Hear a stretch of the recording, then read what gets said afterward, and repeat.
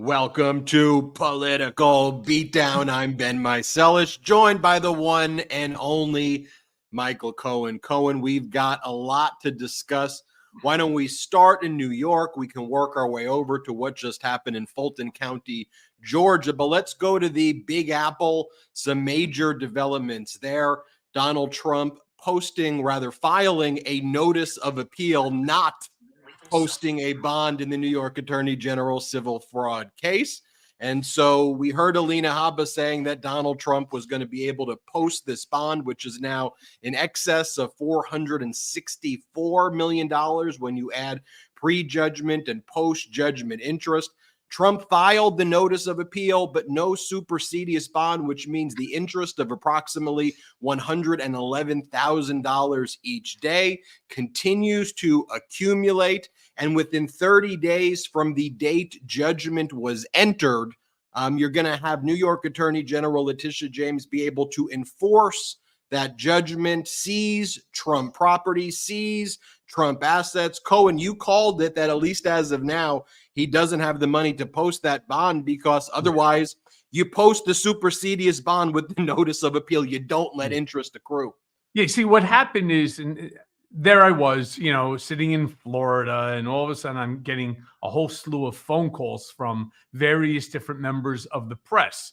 Not the Political Beatdown Midas Touch Network folks, right? The ones who actually read this shit before you go and you make a statement. And they were like, well, we understand that Donald Trump just posted the appeal. So what, do you have a comment? So I'm like, well, there's a difference between filing your notice of appeal, which he has the right to do, but unless you post it with a bond, the interest doesn't stop accruing. I was under the impression it was $87,500 a day. I'm not really sure where the additional $30,000, is coming from, Ben. But either way, it's a ton of money each and every day. And Donald did not. Let me be clear about that. He did not post a bond in order to file the actual appeal. All he did is file his notice of appeal. Very important distinction. Yeah, and so he could technically file the appeal. So first there's the notice. It's not actually the appeal document. It's a one-page document. So Trump one-page document says, I'm going to appeal. Usually with the notice, in almost all circumstances, you also post the supersedious bond, the same way Donald Trump did in the first E. Jean Carroll case with the $5 million verdict back in May of 2023, because the appeal itself, when that gets filed, could essentially become moot if the judgment is already enforced. So if you're going to file a notice of appeal, of course, you're going to want to correspondingly file the supersedious bond to stop the enforcement of judgment, because appeals take a pretty long time, years sometimes. So by the time you go through 2 years, let's just say Trump ends up winning on appeal or there's a reduction. Too late. The judgment has already been enforced on. That's why there's a mechanism to stay enforcement of the judgment. If you post the supersedious bond, right, that's ultimately equal to the judgment. And Trump did not do that. And almost all times it's done concurrently, just like he did in the E. Jean Carroll. So there's no reason that you would just do that, just because. There's no strategic advantage. In fact, every aspect of it is the worst thing you could possibly do because the interest continues to accrue. So the only reason that happens logically is if you can't post the bond. And Alina Habba said that when the notice of appeal was going to be filed, they would post the supersedious bond. They did not. So now the clock is ticking. By the way, there's a great website, TrumpDebtCounter.com, with all Midas Touch links in there as well. That's tracking every second that debt accumulate. And this could hit $500, $600 million when all is said and done. But this is a very big deal. It's not being talked about a lot, but there's going to come a moment, right, where New York Attorney General Letitia James is going to enforce this judgment. And what do you think, Cohen? Is Donald Trump trying to set this showdown so when she seizes his properties, he whines and plays the victim? Well, why would that be any different than every other instance that we have seen so far since he's lost in 2020? He is always the victim. He's the victim of not just, obviously this, in his opinion, corrupt Biden administration or the Democratic Party, or, corrupt prosecutors in 4 different locations. He's always the victim, plain and simple. So, of course, he's going to complain that Tish James is going after him in order to create some sort of election interference. Obviously, Alvin Bragg is doing the same, as is Jack Smith in 2 separate occasions. Then, of course, something we're going to have to talk about during this episode, Ben, Fani Willis and the Fulton County, Georgia case. Everybody is coming after Donald because Donald is always the victim. He is the innocent person who is leading the Republican Party, that he's beating Joe Biden by double digits and so on and so forth. Of course, that's all. He knows he's going to lose. So what does he do? You play the victim and you complain. Election interference. We welcome all of our viewers who were watching the live stream of those hearings in Fulton County Superior Court. It was day 3 of this attempt by Michael Roman, Donald Trump's co-defendant, along with Trump and other co-defendants, to try to disqualify Fulton County District Attorney Fani Willis. Today, we saw hours of testimony from somebody by the name of Terrence Bradley, who was the law partner of Nathan Wade, who it is alleged had this romantic relationship. And Fulton County District Attorney Fani Willis and Nathan Wade say that relationship started in 2022. Trump's lawyers are arguing that it started in 2019. I don't know why this hearing became about when was the first time that Fani Willis and Nathan Wade had sex. That has nothing to do with the underlying issue about whether or not there is a conflict of interest. But today's witness was Terrence Bradley, who was the law partner with Nathan Wade. And Terrence Bradley said it would all be speculation on his part when the relationship began. He had no personal knowledge of when the relationship began.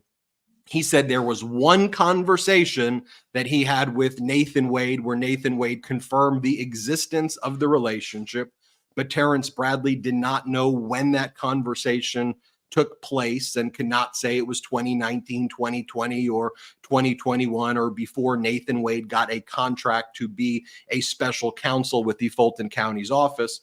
So, Cohen, I don't know why the hearing just doesn't end there. If you don't have personal knowledge, if it's all speculation, I was very disappointed that Judge McAfee then just allowed this thing. But this is what he's been doing for 3-4 more hours, getting into things where there's no foundation. And you had this Michael Roman, one of the co-defendants, his lawyer, Ashley Merchant, was asking these horribly worded questions to Terrence Bradley, like, so when I spoke to you, why did you tell me this? Why did you say that? And Terrence Bradley's like, listen, you got to set a predicate before you ask questions like that. You have to make a foundation for where the questions are coming from. She, of course, did not. And I'll tell you, the guy that came after her, Sassow or something to that, I forget his name, Sassow.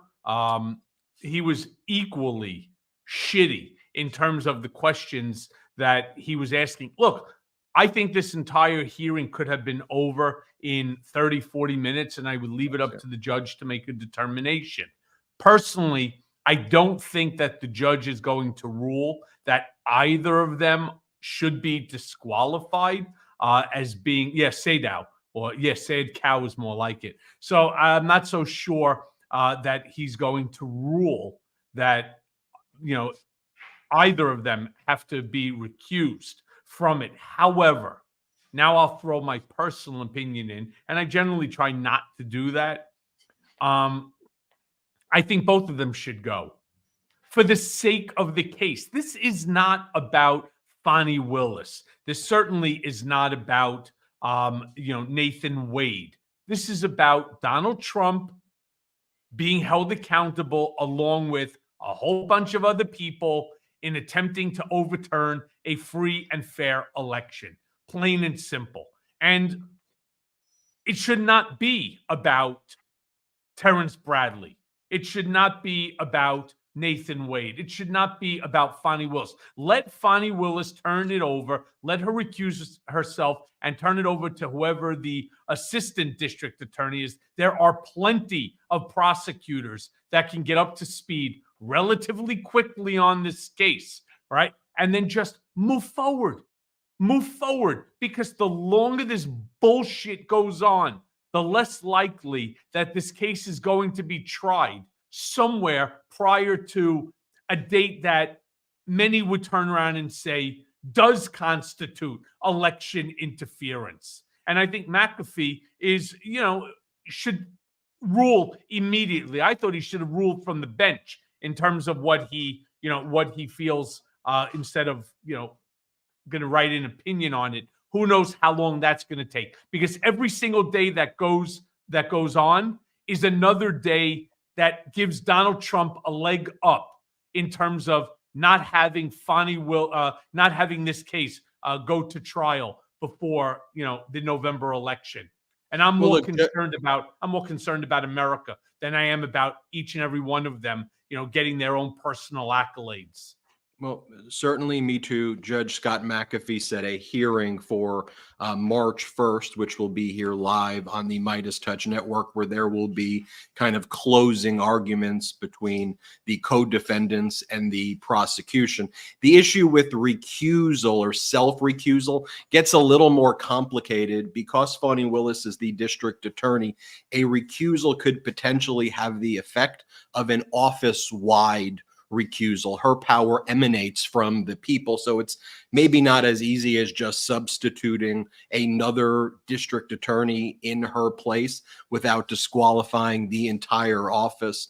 And ultimately my view about it is that potentially there's some HR issue here of consenting adults who work together in a prosecutorial capacity having a relationship. Potentially an HR issue. Mm-hmm. On the other hand, with Donald Trump, you have an adjudicated rapist. So let's be very clear. Correct. In Rudy Giuliani, you have somebody, who's out there, talking about, Borat's 14-year-old fake daughter, in the movie. So let's talk about the type of people that we're dealing with that have real issues, not two consenting adults, highly qualified professionals, and probing into their life. I think Judge Scott McAfee, frankly, who I had respected, has done a horrible job gatekeeping. I think if you did not have a powerful Black female district attorney, these types of issues would never be probed the way they are being here. It does create a distraction, so we should acknowledge that. But that's my view of that. Look, and everybody's entitled to their own view on it.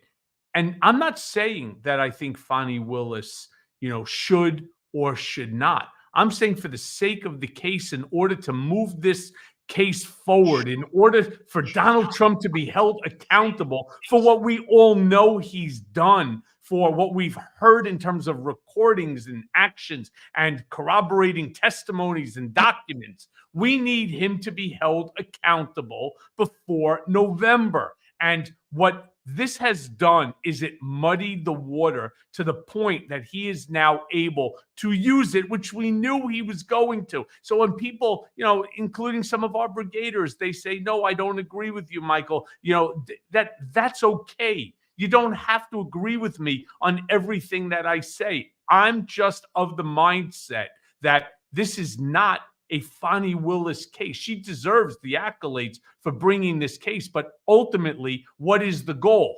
For him to be tried and for a decision to be had on his accountability for what was done there in Georgia in order to overturn a free and fair election. And while I appreciate everything that Fani, and I agree that they should have the right to have whatever relationship that they had, it is bad. It looks bad. Whether it is or it's not, doesn't make a difference. It looks bad, and it gave Trump an opportunity to figure out how to delay this case, when what we all want is we want these cases to move forward so that the American people know exactly who it is that they're voting for come November.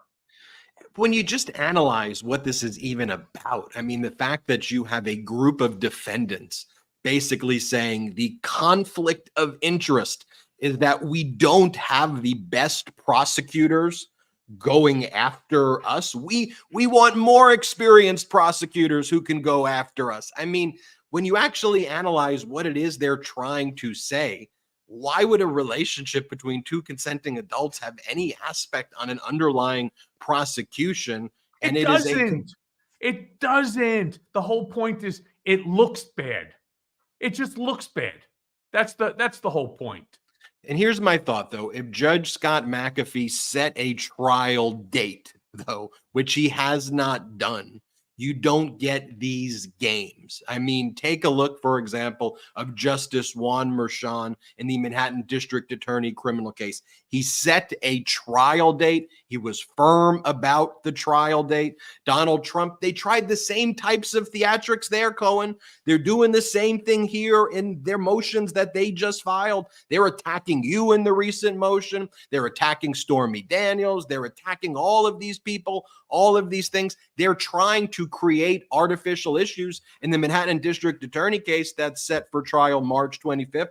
But to me, you have an experienced judge in Justice Juan Merchan who understands that that's the tactics of desperate people, and you don't have to just buy into all the delay tactics when they try to derail these proceedings. Right. And look, and my only point is, why give him an opportunity to create that delay tactic? Imagine if hypothetically there was never this relationship. And I'm with so many of our brigaders in the comments. I don't give a shit who sleeps with who.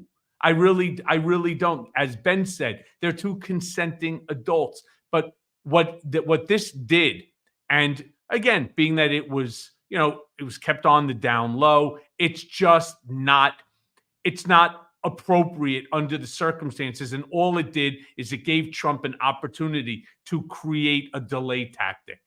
Plain and simple. That's it.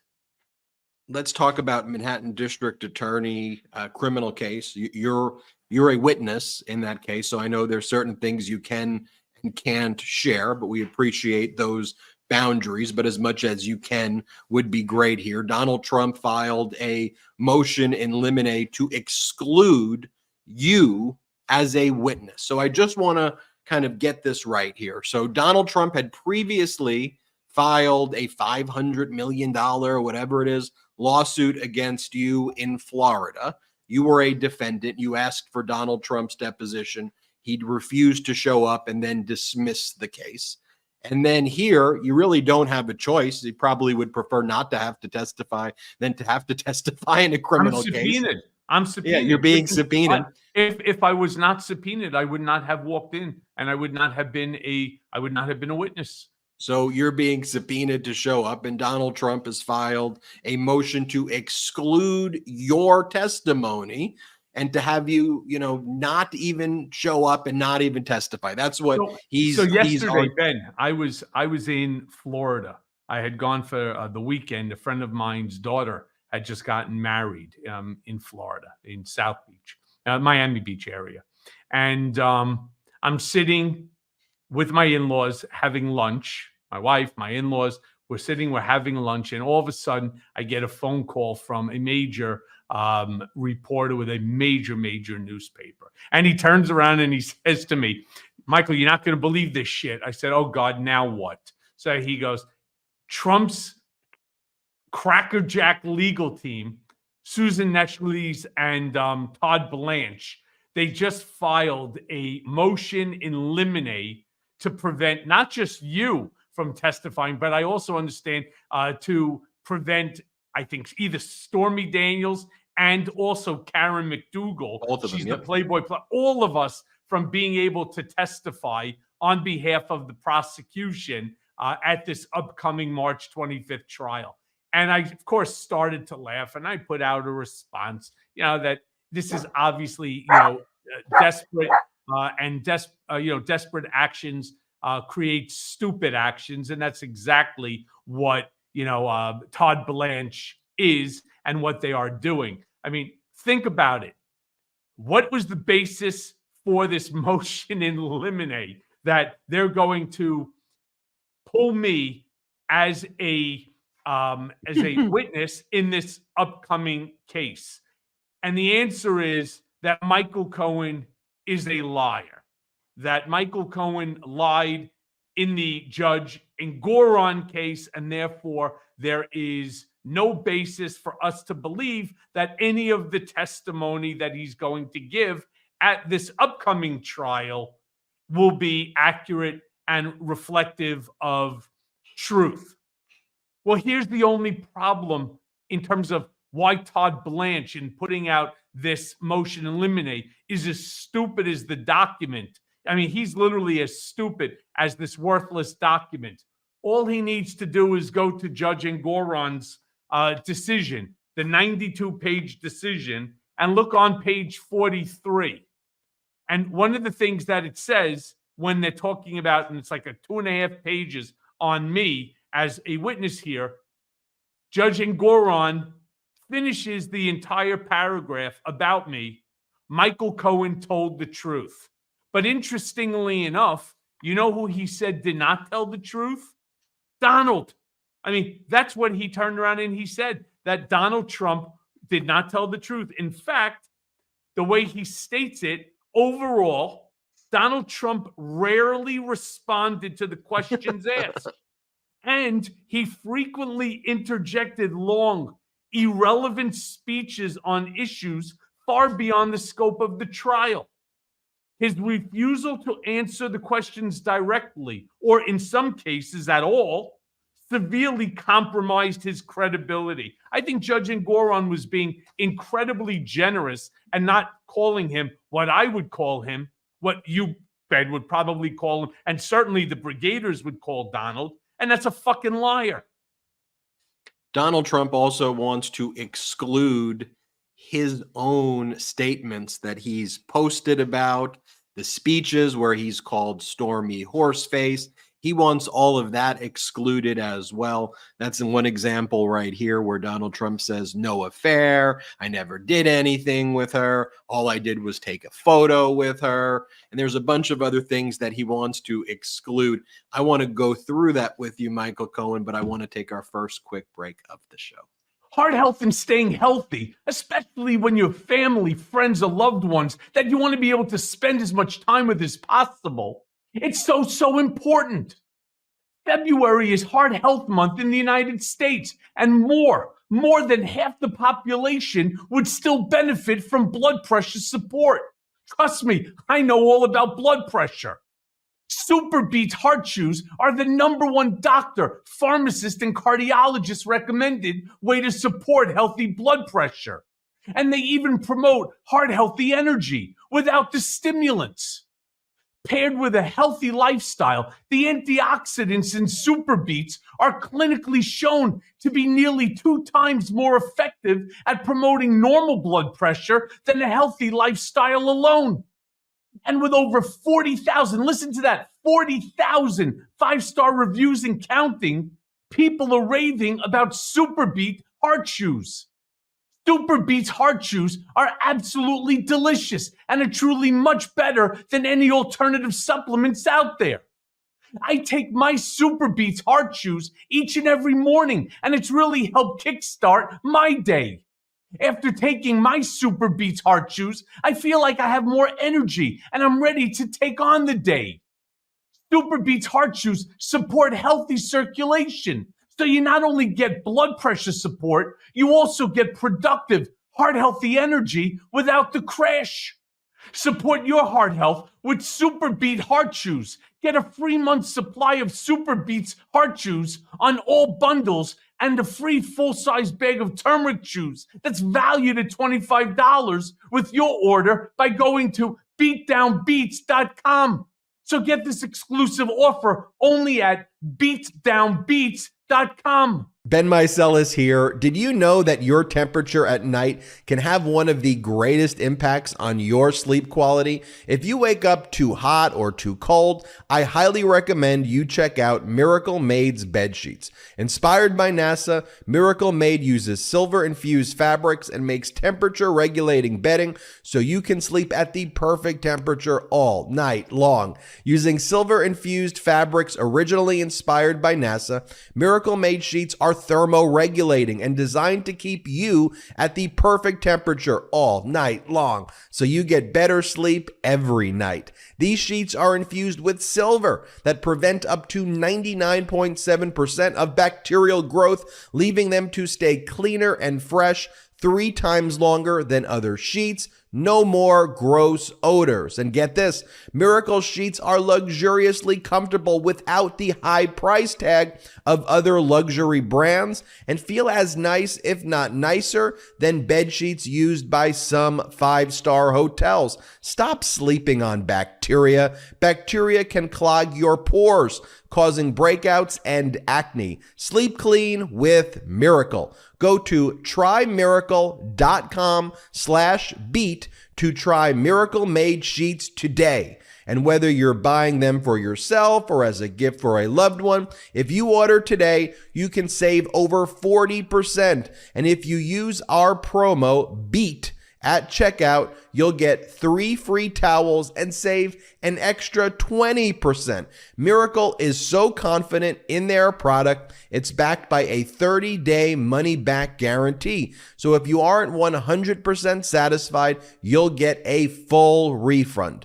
Upgrade your sleep with Miracle Made. Go to trymiracle.com/beat and use the code BEAT to claim your free 3-piece towel set and save over 40%. Again, that's trymiracle.com/beat to treat yourself. Thank you, Miracle Made, for sponsoring this episode. Welcome back to Political Beatdown. Thank you there to our pro-democracy sponsors. I know you love those Super Beat shoes there, I Cohen. love Super Beats. Honestly, they're really good. Beats. Some great stuff. All right, let's play a game right now, shall we? And we're going to call this game, What Evidence Does Donald Trump Want to Exclude from Trial? Dun, Everything. dun, dun. Everything. Well, you can't ruin the game, Cohen. You got to let me... his way. In all fairness, if he had his way, you would be allowed to ask him only questions that he wants. How great are you? Right? And just let him talk about that, on and on and on, which is technically no different than any of his rally speeches, which if you've been or heard one, you've been to and heard them all. They are all identical, except his last one, which was at CPAC, was nothing shy of a Klan meeting. The fact that at CPAC, a whole slew of neo-Nazis showed up, starting to salute him, with the Heil Hitler. I mean, this is really insane. Look, one of the things I also just want to say to our brigaders is when Ben and I do this show and we bring to you the news, and most of the time we don't even really interject opinion because not everybody's going to agree with everything that I say. They're not going to agree with the opinion that maybe everything Ben says. Ben and I don't agree on everything. Remember, I say this all the time, the very famous quote by New York former Mayor Ed Koch, that if you agree with me 6 out of 12 times, you should vote for me. If you agree with me 12 out of 12 times, you should see a psychiatrist. The point that I bring up here is my opinion regarding Fani Willis. It's irrelevant. It's just basically my opinion. And I'm more concerned about seeing justice happen than seeing justice happen for any one person. If I did not need to be included in this upcoming Alvin Bragg trial, I would prefer that. This is not about me. I know maggots, these fucking idiots with the 3 teeth and the 4 brain cells, all they want to do is they want to make this, oh, this is a Michael Cohen versus Donald Trump versus Michael Cohen war, a David and Goliath sort of 21st century, rematch. It is not. All right. I'm not the judge. I'm not the jury. I'm not the prosecutor. I am a subpoenaed witness, plain and simple. And all I want to see is accountability. I want to ensure that our democracy continues from generation to generation. And the fact that I believe what I believe in regard to, and I happen to have, I give Fani Willis all the time, I'm on this show as well as television, all the credit in the world. Nevertheless, like I said, Donald will do what Donald will do. And the less opportunity that we give him to do that, I think the better it will be to get this case moving forward. Well said. I do want to try to roll out my game though with the music that I had of, what does Donald Trump want to exclude from trial? Dun dun dun. So first and foremost, he wants to exclude Stormy Daniels. He wants to then exclude Stormy Daniels and him calling her horseface. Let's play this clip. He does not want this coming into trial. Let's play this clip. To bring charges against me for now ancient no affair story of Stormy Horseface Daniels. No attraction. No affair. I call it no affair. Where there is no crime anyway. Donald Trump wants to exclude from trial his own lawyer, Rudy Giuliani, going on Fox and saying this. Having something to do with paying some Stormy Daniels woman $130,000, I mean, which is going to turn out to be perfectly legal. That money was not campaign money. Sorry, I'm giving you a fact now that you don't know. It's not campaign money. No campaign finance violation. So they funneled it through the law firm. Funneled through a law firm, and the president repaid it. Oh, I didn't know he did. Yep. There's no campaign finance law. Zero. So the president, just like Sean. So this decision was made by everybody. Everybody was nervous about this from the very beginning. I wasn't. I knew how much money Donald Trump put into that campaign. I said $130,000.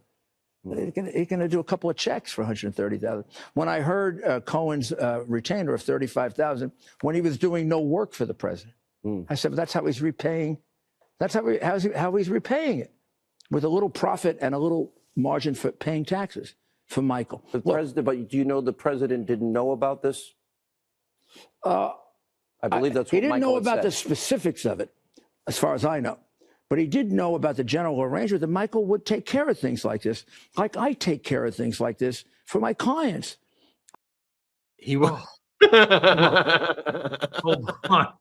Hold on. Do you remember that? Of course I remember it, that stupid moron, Rudy. That's the part where Rudy broke the privilege, with Sean Hannity. Even shows like, I didn't know that.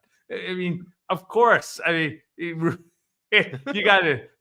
Of course, Trump wants that to be excluded, a motion to eliminate on Rudy. By the way, I would love if they put Rudy up onto the stand and talk about how much was it? It was like $250,000 a day that Rudy said that Donald was paying him as his personal lawyer. And I think it was supposed to be like $14+ million that Trump owes to Rudy. You want to hear interesting fact? Rudy, as a result of the attacks, the defamation attacks on Ruby Freeman and Shai Moss, now that he has the judgment against him, filed bankruptcy. The biggest asset that Rudy has in that bankruptcy proceeding is the outstanding legal fees that Donald Trump owes to him. Could you imagine that? I'm liking this game. What does Donald Trump want to exclude? And we've got some game show music. Hopefully we have it licensed. Let's play it. What does Donald Trump want to exclude? Well, he wants to exclude Michael Cohen, the Access Hollywood tape where he admits to sexually assaulting women. Let's play this clip of Donald Trump seeing that at a deposition in the E. Jean Carroll case. Play the clip. And you say, and again, this has become very famous in this video, I just start kissing them. It's like a magnet, just kiss. I don't even wait. And when you're a star, they let you do it. You can do anything. Grab them by the pussy. You can do anything. That's what you said, correct? Well, historically, that's true with stars. It's true with stars that they can grab women by the pussy? Well, that's what it's. If you look over the last million years, I guess that's been largely true. Not always, but largely true. Unfortunately or fortunately. And you consider yourself to be a star? I think you can say that, yeah. And finally, what does Donald Trump want to exclude? Let's play the music as I read it. We got the music. Pull up the post by Donald Trump about Stormy Daniels. Let's pull it up right here. I did nothing wrong in the horseface case. I see she showed up in New York today, trying to drum up some publicity for herself. I haven't seen or spoken to her since I took a picture with her on a golf course in full golf gear, including a hat, close to 18 years ago. She knows nothing about me other than her con man lawyer Avenatti and convicted liar and felon jailbird Michael Cohen may have schemed up. Never had an affair with her. Just another false acquisition by a sleazebag. Witch hunt. This has been What Does Donald Trump Want to Exclude? Wait. I mean, how funny is that? Charge. Acquisition? He means accusation, the fucking moron. I mean, just a total moron. But on top of that, I schemed up in order to do what? To damage a guy who I worked for, who I was involved in the creation of the 2016 campaign, that at some point in time that this was all drummed up by Stormy, myself, and Avenatti?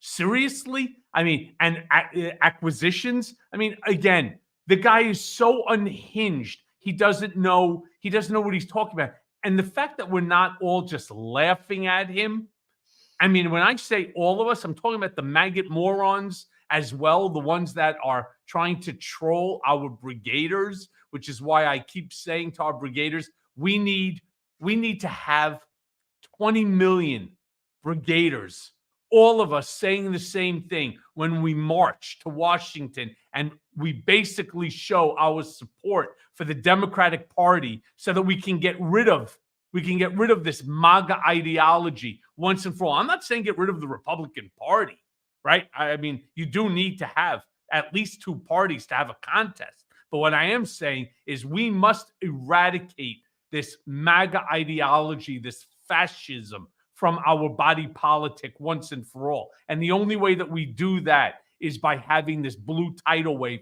that Ben and I are constantly talking about.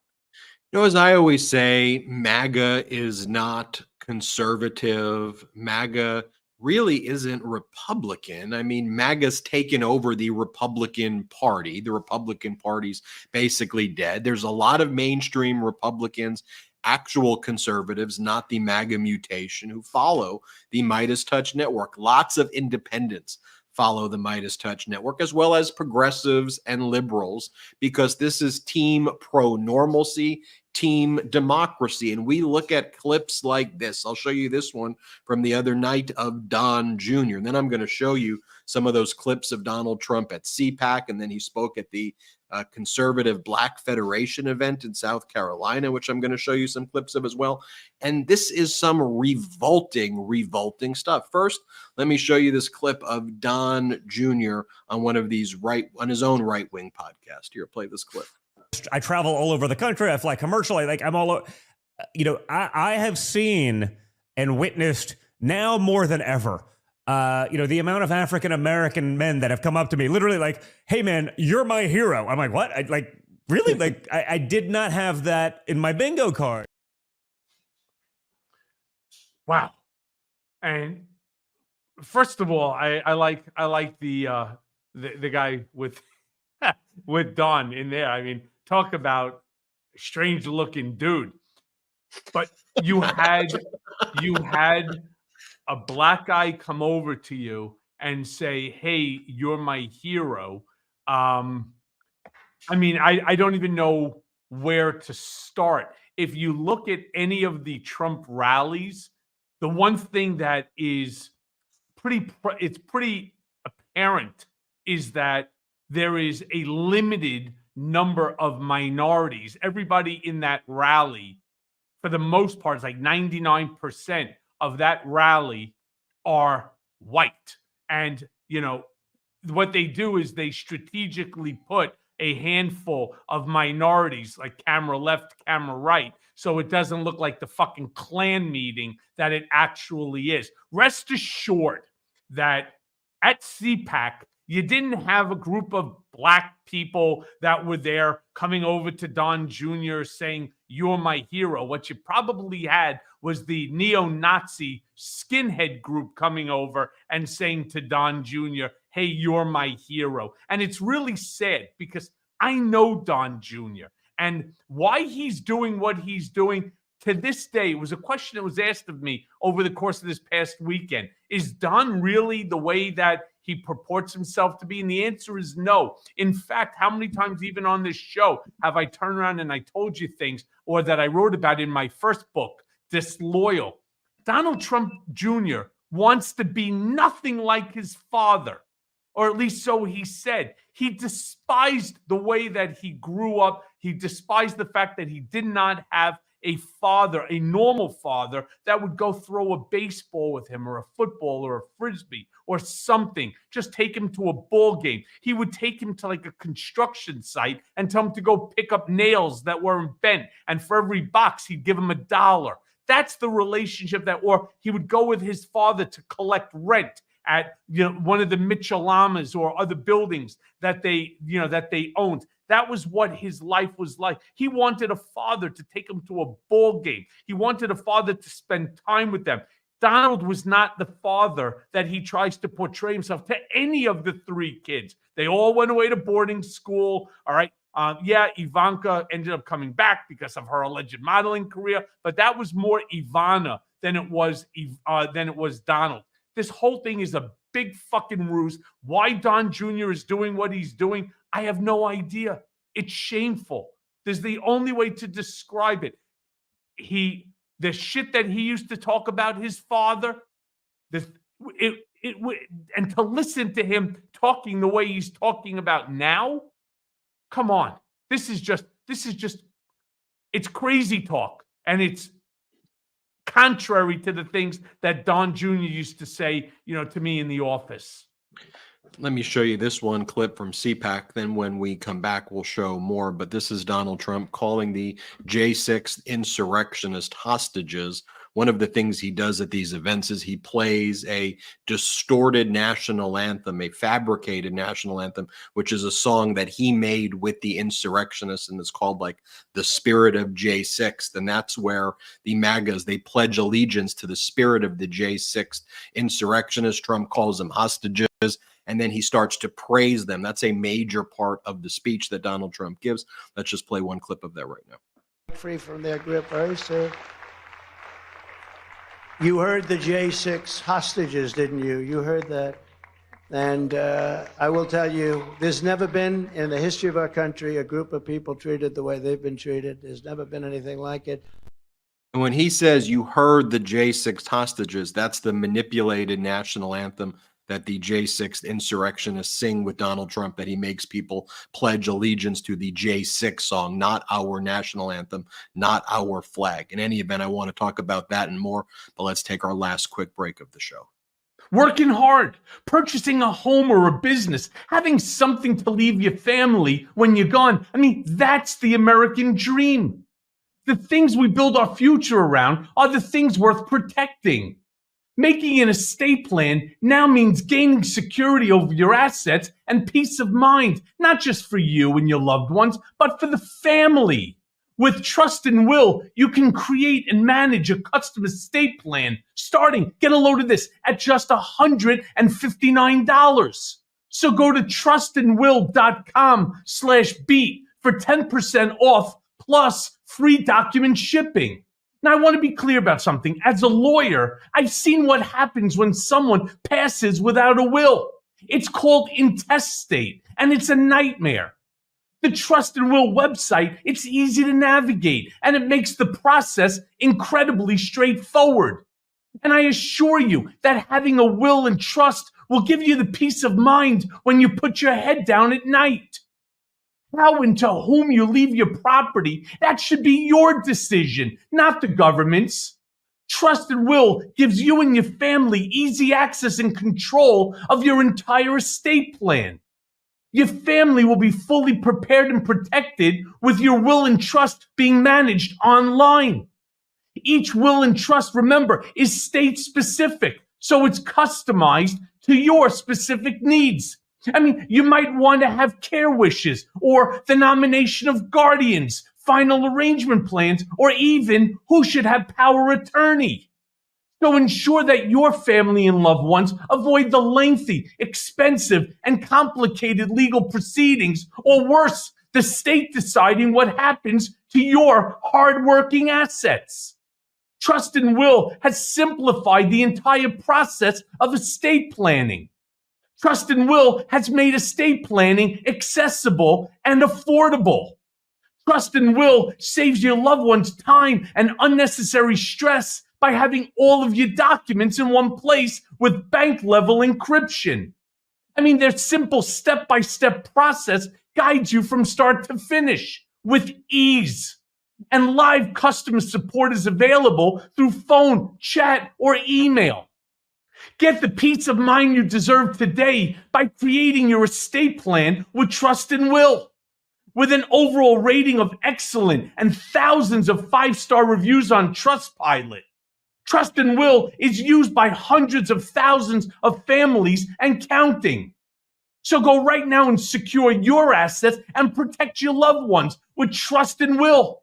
And get 10% off plus free shipping of your estate plan documents by visiting trustandwill.com/beat. That's 10% off and free shipping at trustandwill.com/beat. Cohen, those ad reads, may I just say, It's actually really good. You know, I went on their site, I checked it out. I happen to have mine for many, many years. You know, I've told the story in our Patreon account where at the age of 39, I was very close to losing my life. And so right after that, while I was recovering, I can tell you, you know, I did my wills and trusts, but I looked at this website. You know, one of the things I won't do is I won't endorse a product if I don't stand behind it. And I saw the product and I saw the quality of the work. I couldn't believe it. I paid obviously much, much more than the $269 or $290 that they're charging. Good product. yeah, I'll tell you what a bad product is. Donald Trump's speech at CPAC. I showed I'll you tell you another bad product. This is $5.25 ugly sneakers that he's charging $3.99 for. I'll tell you what another bad product is. The Trump Fragrance that stinks like crap. I'll tell you what another bad, but we have good university degree. Trump University. So the speech starts off with Donald Trump singing the J6 anthem, not the national anthem, and praising the J6 insurrectionists as hostages. And then he spends the majority of the speech, and I'm not kind of making this up, I'm not just inflating it like Trump inflates his assets. The majority of his speech is him talking about rambling and how he's not cognitively impaired. He spends like 25% of the speech just talking about that, how he doesn't he interjects and interposes on purpose. Let me just show you this one right here where it's Trump saying, nobody can ramble like this. Here, play this clip. They'll say, he rambled. Nobody can ramble like this. Nobody. If they did, they wouldn't even try. You know what? They go step by step, and they would never get off that sucker. They go step by step. But what happened? And then Cohen, he continues. Before we move on, can you tell me what the fuck he just said? You know, he's got this, he's got this, he's got this. I mean, what the fuck is wrong with him? I don't understand the context of what he was even talking about.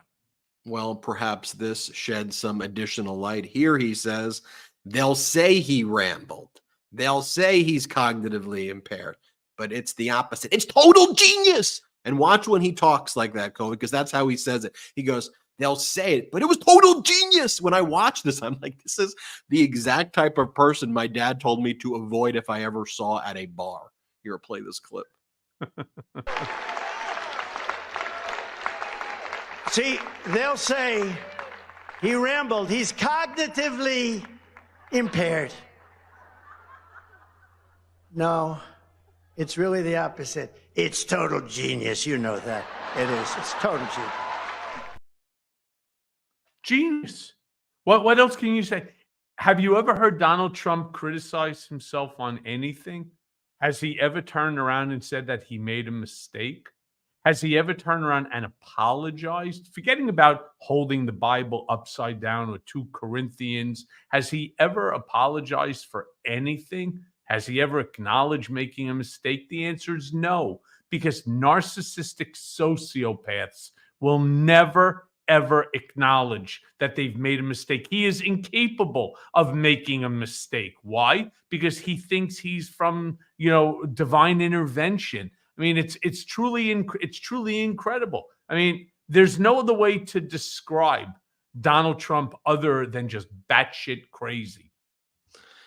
And I think we have this one. This is from the Black Conservative Federation event. And as you said, when you actually looked at the crowd, let's just say it didn't necessarily reflect the title of what the event purported to be. But here with Donald Trump, again, just so you see that this is what he talks about in all of his speeches. So it's not just like, oh, maybe that's just the CPAC speech. Here he's speaking at this other group's event, and he says how, look, I'm just being sarcastic. I interchange the names and interpose the names on purpose here. If we've got that clip, let's play that one. Being sarcastic, I interchange names all the time. Every time I interchange a name, and I do it in sarcasm, every time I interchange a name, they say, Donald Trump didn't know this one from that one. I know exactly what the hell I'm... Don't forget, I'm up here now rapping to you guys for 45 minutes without any notes. Yeah, first of all, he's not rapping. He's reading off a teleprompter, or he's got his bullet points. And what he's referring to is when he screws up Nancy Pelosi's name with Nikki Haley's name or something like that. Again, he can't acknowledge he made a mistake. And so it's on his mind that he made it, and everybody knows that he made the mistake. So he's going to bullshit us. He's going to bullshit us and tell us he knew he's interposing names with one another because it's sarcasm and so on. The fuck is sarcasm when you're talking about Nancy Pelosi and you're referring to Nancy Pelosi as Nikki Haley? Or then you're bringing in Hillary Clinton, or you're talking about Joe Biden, but you're using Barack Obama's name. No, that's not interposing. That's not sarcasm, you fucking moron. That's not sarcasm. That's stupidity. All right? And everybody makes a mistake in a name. How many times you're walking down the street, you bump, hey, Joe, how are you? The guy's name is, yeah, my name is Mitch. Okay. Hey, sorry, I forgot. I forgot. All right, sorry about that, Mitch. It is what it is. You make a mistake, move on, but not him. He has to convince you that he is incapable of error. In fact, it's not him who made the mistake. It's you. You made the mistake because you thought that he made the mistake. So therefore, you're wrong. He's right all the time. Look, as we come towards our hour, it's coming very close, and I see a lot of people like, well, who's getting the 2-finger salute today? Gotta tell you, it's gonna be a good one for you, Ben. It's gonna be a good one for the Brigaders. 2-finger salute goes to the maggot trolls that are right now jumping in here, trying to convince us that Trump is going to be the winner in 2024, that Donald is right, everybody else is wrong, that we're all a bunch of assholes, that we're a bunch of woke, liberal, left, whatever. To you, idiots. And there's no other way to describe you. Understand that Trump is a loser. He's a con man. He's a fraud. He's a dirtbag, right? This is a guy who takes pride in the overturning of Roe versus Wade, thinking that, this is something that's good for America. A guy, again, who wants to have America return to its previous days where, where it's a white nationalistic country, which of course it never was. that there's everything that he can do in 25. To you trolls who don't understand the damage that your stupidity is causing this country, the future of this country, your own children, grandchildren, great-grandchildren, they will fucking hate you to the day that you die when you're sitting there and you are supporting somebody who doesn't believe in a woman's right to choose her own reproductive decisions. That there's right now on the table same-sex marriage or interracial marriage, or your right to your First Amendment freedoms, which are being completely impaired as a direct result of the overturning of Dobbs that resulted in the basically squashing of the Bivens decision. To you fucking fools, you stupid people, morons who are giving Donald, a alleged billionaire, flying around on a 757 billboard. Fuck you. Fuck you for what you're doing to this country, for what you're doing to your own family, because you're too stupid to see past your hatred for whether it's being racist, sexist, whether it's being a misogynist, a xenophobe, a homophobe, Islamophobe, an anti-Semite, whatever your fucking problems are. Take it to your own grave. But America's democracy, in order for this world to continue and to be safe, we must continue to be the shining beacon on the hill, the democracy that we've been for 246 years. And those of you that don't see this, you maggot morons, you trolling idiots, you texting bunch of tough guys, fuck you. Well, as President Biden says, don't compare me to the almighty, compare me to the alternative. He was on the Late Late Show with Seth Meyers. Let me just show you the contrast, though. I think it is important to see that. We spoke a lot about Trump. Let me just show you this clip from last night on Seth Meyers, the Late Late Show. Play this clip of President Biden. You got to take a look at the other guy. He's about as old as I am, but he can't remember his wife's name. Yeah. And number one. Number two. It's about how old your ideas are. Look, I mean, this is a guy who wants to take us back. He wants to take us back on Roe v. Wade. He wants to take us back on a whole range of issues that are 50, 60 years. They've been solid American positions. Here's President Biden on a meeting he held today with the leaders from the Senate and the House of Representatives, talking about the consequences of inaction every day in Ukraine. Here, play this clip. Work to do. We got to figure out how we're going to keep funding the government, which is an important problem, an important solution we need to find, and I think we can do that. And Ukraine, I think the need is urgent. I hope we get to speak to that a little bit. And I think the consequences of inaction every day in Ukraine are dire. I've been speaking to some of our G7 partners, and you just got back, Chuck. They're very concerned, and also we need to we need to, in terms of supplemental, we need to deal with the Israeli portion, but that also contains a significant portion having to do with humanitarian assistance into the Palestinian areas, which I think is important. And we have to replenish the air defenses for Israel, and we have to work on making sure they don't face the threat from from what's going on in the Middle East, not just from Hamas, but from Iran.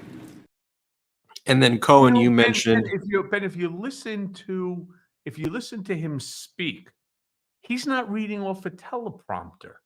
He's speaking his heart. The man is truly he's an empathetic person, but he understands the world. He understands the world stage. That was pretty coherent to me. Unlike the bumbling buffoon, the orange-crusted Mandarin Mussolini that's reading off a fucking teleprompter and has to go off it in order to try to convince you, and then says the stupidest things in the world that don't make any sense at all. So really, who's the one that's cognitively impaired? You mentioned earlier how Don Jr. just wanted his dad to maybe throw the baseball around every now and then. Take a look at this photo of it's Joe Biden with his kids. They had a Super Bowl tradition where they would toss the football around every day at their home in Delaware. Salty and Jeremy, I just posted it on our chat if you're able to pull this photo up that I just sent you, because I think it's important to see. But it's also important, Michael Cohen, that we don't just talk about these narratives. We don't just push these narratives that the media circulates. I just want to show the data at the end of the day, and like people can see for themselves. You can take a look at what Donald Trump's saying. You can take a look at what President Biden is saying. You can take a look at their words and their actions and which one's presidential, which one's not presidential. And if we have this as we close out and we tell people to go to our Patreon, Salty and Jeremy, if you've got that photo that I sent in the chat, there it is right there. That's what Don Jr. always wanted. Right there, right? I mean, that's what and this is the person who President Biden always was before he was President Biden. He was someone who spent his time with his kids and raised a family and persevered through tragedy, and you see it all there.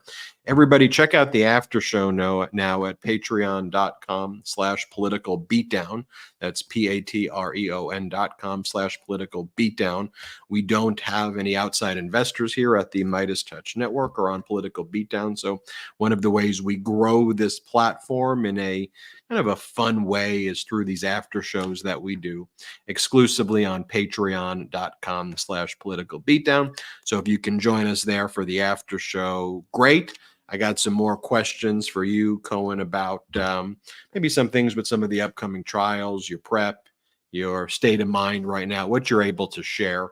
Of course, that we'll do there at patreon.com/political beatdown. And thank you, everybody, for watching this. It's been a busy day of coverage, leading the world in our coverage of the Fani Willis hearing was great coverage there. And we will continue with more hot takes, more breaking news, and we'll have all of that as well. So thank you, everybody, for watching. We'll see you next time on Political Beatdown. Shout out to the Brigaders. Shout out to the Midas Mighty. Have a good one, everybody.